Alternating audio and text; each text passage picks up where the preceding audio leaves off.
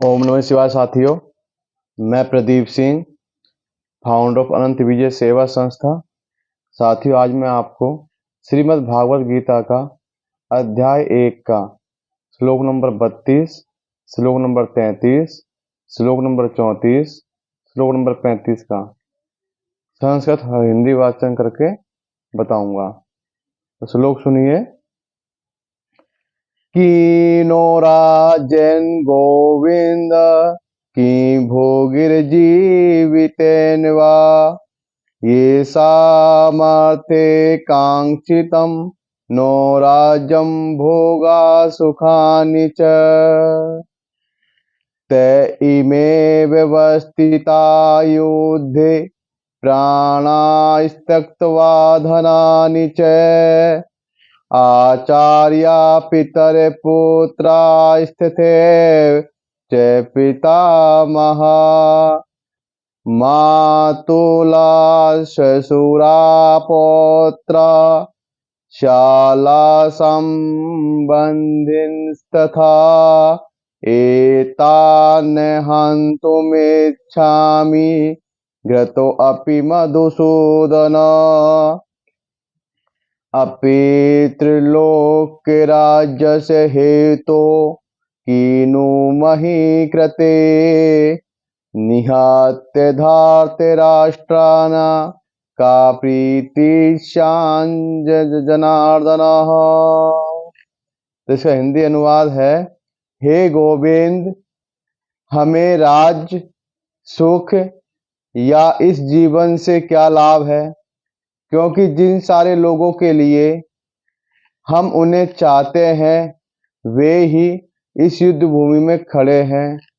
हे मधुसूदन, जब गुरुजन, पितृगण, पुत्रगण, पितामह, मामा, ससुर, पौत्रगण, साले तथा अन्य सारे संबंधी अपना अपना धन एवं प्राण देने के लिए तत्पर है और मेरे समक्ष खड़े हैं, तो फिर मैं इन सबको क्यों मारना चाहूंगा, भले ही वे मुझे क्यों न मार डाले। हे जीवों के पालक, मैं इन सबों से लड़ने को तैयार नहीं, भले ही बदले में मुझे तीनों लोग क्यों ना मिले। इस पृथ्वी की तो बात ही छोड़ दे, भला धृतराष्ट्र के पुत्रों को मारकर हमें कौन सी प्रसन्नता मिलेगी। तो तात्पर्य है, अर्जुन ने भगवान कृष्ण को गोविंद कहकर संबोधित किया, क्योंकि वे गौओं तथा इंद्रियों की समस्त प्रसन्नता के विषय हैं। इस विशिष्ट शब्द का प्रयोग करके अर्जुन संकेत करता है कि कृष्ण ये समझे कि अर्जुन की इंद्रियां कैसे तृप्त होगी, किंतु गोविंद हमारी इंद्रियों को तुष्ट करने के लिए नहीं है। हाँ, यदि हम गोविंद की इंद्रियों को तुष्ट करने का प्रयास करते हैं तो हमारी इंद्रियां स्वतः तुष्ट होती है। भौतिक दृष्टि से प्रत्येक व्यक्ति अपनी इंद्रियों को तुष्ट करना चाहता है और चाहता है कि ईश्वर उसके आज्ञा पालक की तरह काम करे, किंतु ईश्वर उसकी तृप्ति वहीं तक करते हैं जितनी वे पात्र होते हैं, उस हद तक नहीं जितना वे चाहते हैं। किंतु जब कोई इसके विपरीत मार्ग ग्रहण करता है तथा जब वह अपनी इंद्रियों की तृप्ति की चिंता न करके गोविंद की इंद्रियों की तुष्टि करने का प्रयास करता है, तो गोविंद की कृपा से जीवों की सारी इच्छाएं पूर्ण हो जाती है। यहाँ पर जाति तथा कुटुंबियों के प्रति अर्जुन की प्रगाढ़ स्नेह आंशिक रूप से इन सब के प्रति उसकी स्वाभाविक करुणा के कारण है।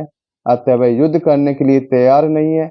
हर व्यक्ति अपने वैभव का प्रदर्शन अपने मित्रों तथा परिजनों के समक्ष करना चाहता है, किंतु अर्जुन को भय है कि उसके सारे मित्र तथा परिजन युद्ध भूमि में मारे जाएंगे और वह विजय के पश्चात उनके साथ अपने वैभव का उपयोग नहीं कर सकेगा। भौतिक जीवन का ये सामान्य लेखा जोखा है, किंतु आध्यात्मिक जीवन इससे सर्वथा भिन्न होता है, क्योंकि भक्त भगवान की इच्छाओं की पूर्ति करना चाहता है, किंतु भगवत इच्छा होने पर वह भगवान की सेवा के लिए सारे ऐश्वर्य स्वीकार कर सकता है। किंतु यदि भगवत इच्छा न हो तो वह एक पैसा भी ग्रहण नहीं करता। अर्जुन अपने संबंधियों को मारना नहीं चाह रहा था और यदि उनको मारने की आवश्यकता हो तो अर्जुन की इच्छा थी कि कृष्ण स्वयं उनका वध करे। इस समय उसे ये पता नहीं है कि कृष्ण उन सबको युद्ध भूमि में आने के पूर्व ही मार चुके हैं और अब उसे निमित्त मात्र बनना है। इसका उद्घाटन अगले अध्याय में होगा। भगवान का असली भक्त होने के कारण अर्जुन अपने अत्याचारी बंधु बांधवों से प्रतिशोध नहीं लेना चाहता था, किंतु ये तो भगवान की योजना थी कि सबका वध हो। भगवत भक्त दुष्टों के प्रतिशोध नहीं लेना चाहते, किंतु भगवान दुष्टों द्वारा भक्त के उत्पीड़न को सहन नहीं कर पाते।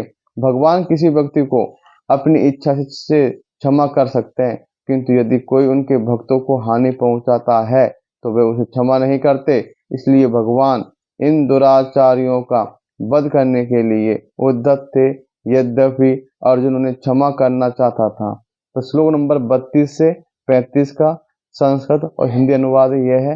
कल फिर मिलेंगे श्लोक नंबर 36 के साथ। ओम नमः शिवाय साथियों, धन्यवाद।